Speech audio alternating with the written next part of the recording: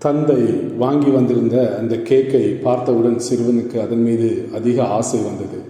காரணம், அதன் அழகிய தோற்றம் அவனை அதிகம் கவர்ந்தது.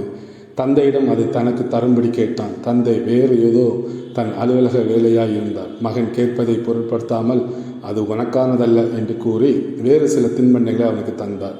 அது சுவை உள்ளது என்றாலும் அவன் தினமும் சாப்பிடும் ஒன்று என்பதால் அதை சலிப்புடன் வாங்கி சென்றான். புதிய கவர்ச்சியான கேக் அவன் மனதை அதிகம் ஈர்த்தது.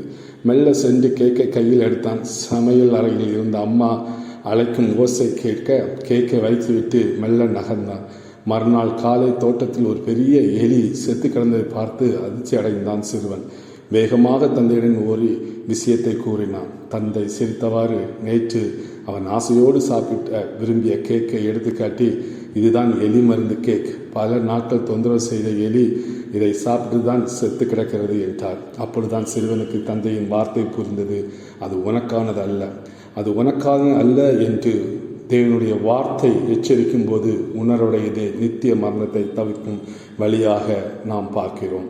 ஆம், நாம் ஆண்டவர் இயேசு கிறிஸ்து நமக்கு வேண்டாம் என்று சொல்லியிருக்கிற வழியை நாம் வெறுத்து ஒதுக்க வேண்டும். அப்பொழுதுதான் நாம் நித்திய ஜீவனை பெற முடியும். வேதத்திலே ஆதியாகமம் 3ஆம் அதிகாரம் 2-3 வசனங்களிலே நாம் பார்க்கும் பொழுது அங்கே ஸ்ரீ சர்ப்பத்தை பார்த்து, நாங்கள் தோட்டத்தில் உள்ள கனிகளை புசிக்கலாம், ஆனால் தோட்டத்தின் நடுவில் இருக்கிற விருட்சத்தின் கனியை குறித்து தேவன், நீங்கள் இதை சாகாதபடிக்கு அதை புசிக்கவும் அதை தொடவும் வேண்டாம் என்று சொன்னார் என்றான்.